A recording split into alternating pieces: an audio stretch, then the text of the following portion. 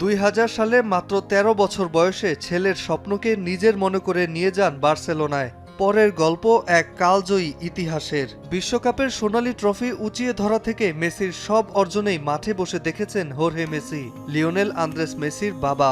আবার free kick মিসে বিশ্বকাপ হাতছাড়া থেকে বার্সেলোনা ছেড়ে পিএসজি ছাড়ার সময়ের ভারাক্রান্ত মুহূর্ত, সবখানেই মেসির সাহস, শক্তি, ভরসার একটা নাম হয়েছিলেন হোর্হে মেসি। তবে এবার যখন ছেলে ক্যারিয়ারের ষষ্ঠ বিশ্বকাপের মাঠে, তখন অসুস্থ হয়ে হাসপাতালের বিছানায় বাবা হোর্হে মেসি।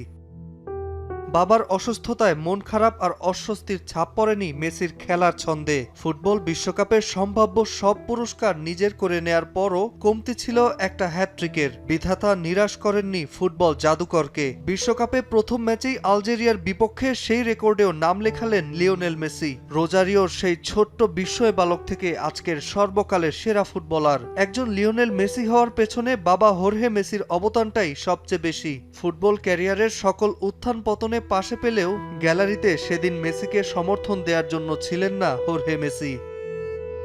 তাই তো বিশ্ববাসী যখন মেসি বন্দনায় বুঁদ হয়েছিলেন, তিনি তখন চেষ্টা করেও পারেননি চোখের পানি আড়াল করতে। এবারের আসরে নিজের প্রথম গোলের পর মুহূর্তেই চোখ ভিজে ওঠে মেসির।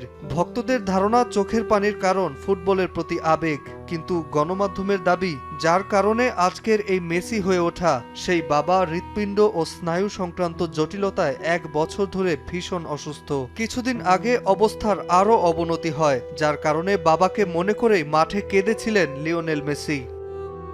নাজমুল হাসান পুলক, সময় সংবাদ।